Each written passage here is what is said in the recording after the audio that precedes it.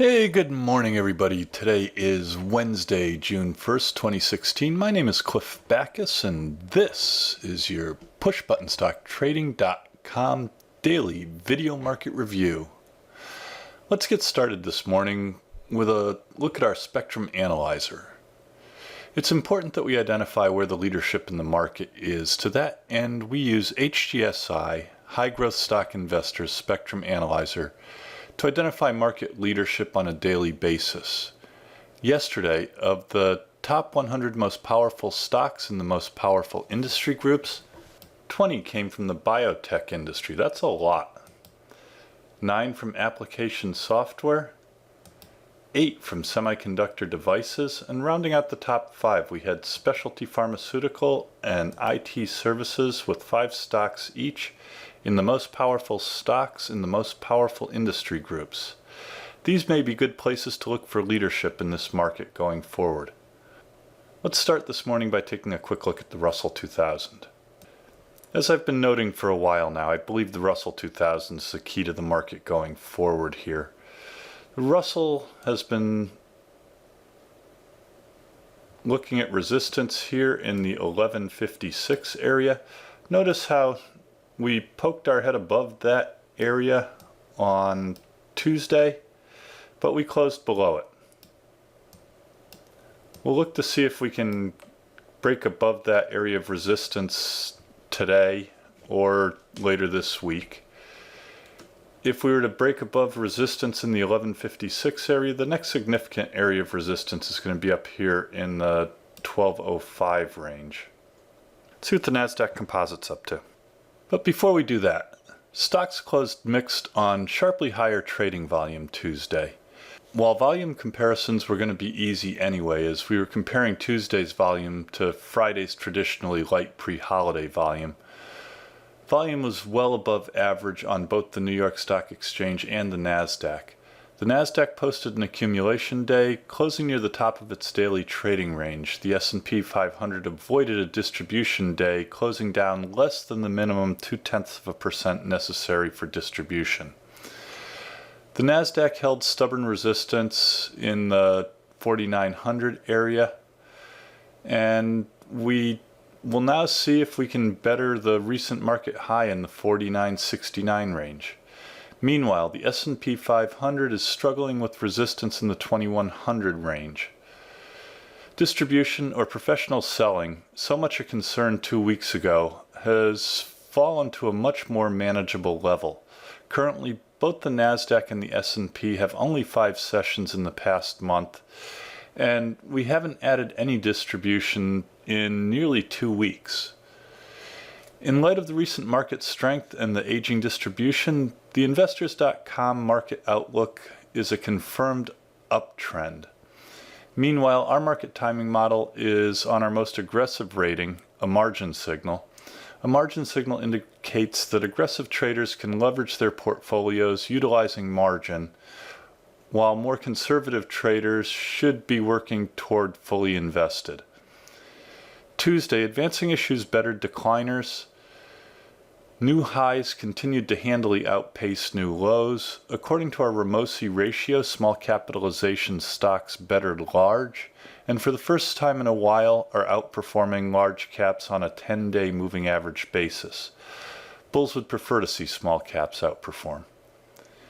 Our Ramosi swing timing model is indicating a moderately overbought condition in the market. Keep in mind, a moderately overbought market can become severely overbought. It appears the market sorted itself out in favor of the bulls, and while both the Nasdaq and the S&P may struggle with short-term resistance in this area, we've decisively broken out of our short-term downtrends. Our distribution count is no longer a concern. Our market timing model is now on our most aggressive buy signal. Traders should be working toward fully invested, but as always, keep your stops current and in place. Okay, the Nasdaq Composite yesterday was up 14.55 points, or nearly 0.3%. We closed at 49.48, and notice how we closed right at the top of the daily trading range. That's a bullish signal, or a bullish sign. bullish indication. Right now we seem to be bracketed by resistance, short-term resistance at this recent high back in April in the 49.69 area, and we're being squeezed by support down here in the 4900 range. We also have this long-term trend line to keep track of. This long-term trend line goes all the way back to the beginning of the bull market back in 2009 and has proven to be a stubborn area of resistance. We'll see if we can take that out. Trading volume yesterday was considerably higher than Friday's pre-holiday trading volume and was also well above average. For you followers of William O'Neill, we are in an uptrend, a confirmed uptrend. We've been in an uptrend since February of this year. We have a total of 5 distribution days on the Nasdaq, but notice that we haven't added a distribution day in nearly 2 weeks, and these 2 distribution days are getting ready to drop off of the count due to age. Distribution really isn't a concern anymore, and that's the reason that the market's back in a confirmed uptrend from the recent market under pressure, or uptrend under pressure. Our market timing model right now is on a margin signal. A margin signal is our most aggressive timing signal and indicates that aggressive traders can leverage their portfolios utilizing margin. More conservative traders should be working toward fully invested. Let's take a look at the S&P 500. The S&P yesterday was down 2.1 points, or 0.10%, 0.1%. That's important because, as we're going to see later, we traded down on higher volume, but because we didn't trade down 0.2%, we didn't get a distribution day. The minimum sell-off for a distribution day is 0.2%. The S&P closed at 2096 and appears to be struggling with the 2100 area. We'll see if we can take that area out. Notice how the S&P closed down, but we did close in the upper half of our daily trading range, which is encouraging to the bulls. Trading volume was huge yesterday, well above average and certainly above Friday's week pre-holiday volume. The S&P 500 is in a confirmed uptrend. We have 5 distribution days like the Nasdaq. We're about to lose these 2 distribution days. And so distribution isn't really a concern on the S&P 500. Like the Nasdaq, we haven't seen a new distribution day in over a week.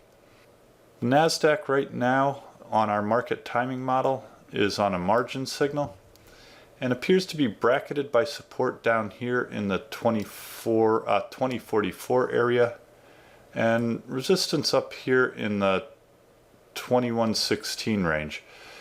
But we are struggling with psychological resistance up here in the 2100 area. Before we go, I want to talk about a couple of stocks. The first is NetEase. NetEase Incorporated is a Chinese provider of an interactive online gaming community, internet portal, and wireless value-added services.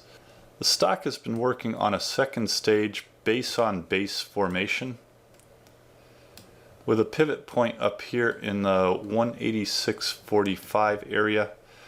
NetEase gets a 68% checklist rating and may be of interest to both aggressive and conservative traders. I really like this powerful accumulation that we've seen in NetEase recently. NetEase yesterday traded higher trading volume than any down day in the past 10 trading sessions, which is our definition of a pocket pivot. Typically we like to see a pocket pivot find support at either its 10-day simple moving average or its 21-day exponential moving average. NetEase didn't find support in those areas, and so we may want to wait for it to break out of this consolidation area in the 186.45 range, or to put in a little bit of a handle here. And then we can call this a cup and handle with a pivot point at the high in the handle. The last stock I want to take a look at is Home Depot Supply, or HD Supply. HD Supply is a recent spin-off from Home Depot. HD Supply distributes products to the maintenance and repair, infrastructure and power, and the specialty construction markets. Stock has been working on this long-term, kind of goofy cup and handle base with a pivot point in the 35.51 area. You can also call it a consolidation base with a pivot point up here in the 36.81 range. HD Supply gets a 72% checklist rating, and yesterday traded heavier trading volume than any down day in the past 10 trading sessions. Notice how we found support down here at the 10-day, actually at both the 10-day exponential moving average and the 21-day exponential moving average and the 10-day simple moving average. HD Supply can be bought by both aggressive and conservative traders here, and you may get a little bit of a jump on the breakout in the 35.51 area by buying the pocket pivot today. That's about all I have for today. If you want to talk about any of the stocks mentioned today or any of our market strategies, please feel free to give me a call, drop me an email, or make an appointment. Come by the office, see what we're up to. Contact information is on the home page. Please take a minute to go to our subscription page and subscribe to Push Button Stock Trading. You can also follow us on Twitter at PushButtonStock.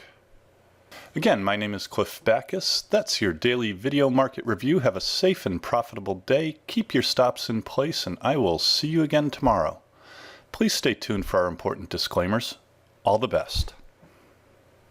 Disclaimers. Push Button Stock Trading Video Market Review is produced and edited by Clifford B. Backus. Mr. Backus is a Senior Vice President of Investments, Technical Analyst, Portfolio Manager, and Partner with the investment firm of Ohannes & Liqueurs, Incorporated. Video Market Review is produced solely for the benefit of our clients, friends, and colleagues. Anything written, stolen, and/or plagiarized in this publication is done without malice. Further, the analysis and opinions expressed in this publication are strictly those of the editor and not of Ohannes & Liqueurs, Incorporated, its affiliates, subsidiaries, or any of the officers or employees of Ohannes & Liqueurs, Inc. On that note, we submit the following. The analysis, calculations, and evaluations presented herein are based on data and assumptions Ohannes & Liqueurs, Incorporated believes to be accurate. Ohannes & Liqueurs, Incorporated makes no representation that such analysis or calculations are accurate or that such valuations represent levels at which actual trades may occur. This report has been prepared from original sources, except where otherwise noted, and data we believe to be reliable. Ohannes & Liqueurs, Inc., its affiliates and subsidiaries, and/or their officers and employees or their families may from time to time acquire, hold, or sell a position in the securities mentioned herein. Moreover, opinions may differ from one entity to the next. If we are used in connection with the purchase or sale of any security discussed in this report, we may act as principal for our own account or as agent for both the buyer and the seller. Push Button Stock Trading is dedicated to the education of friends, clients, and paid subscribers. Push Button Stock Trading is an information service only. The information provided herein is not to be construed as an offer to buy or sell stocks of any kind. Push Button Stock Trading is created to aid subscribers in making informed investment decisions based wholly or in part on technical analysis. It's possible that at this time or some subsequent date, the editors of Push Button Stock Trading may own, buy, or sell the investments presented. All investors should consult a qualified professional before making any investment. The information provided has been obtained from sources deemed to be reliable, but it is not guaranteed as to the accuracy or completeness. The editors of Push Button Stock Trading make every effort to provide timely information to subscribers, but cannot guarantee specific delivery times due to factors beyond our control.